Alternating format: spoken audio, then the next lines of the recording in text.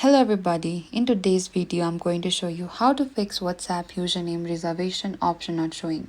If you cannot find the username or username reservation option in WhatsApp, do not worry. This does not necessarily mean there's a problem with your account.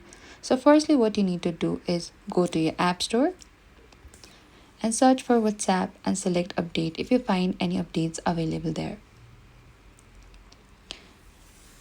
And you can also check the availability in your region. Usernames are rolling out gradually and may not yet available where you are. And restart WhatsApp after updating to make sure the latest features are loaded and the username option appears in your profile when available. Or maybe this username is not available. The message can appear for several reasons. That means the username has already been taken,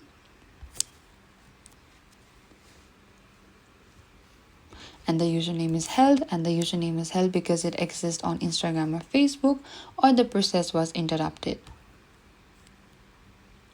And if you have made several attempts to create a username in a short time, you may be temporarily limited from trying again. You need to wait a few minutes before your next attempt, and that is it.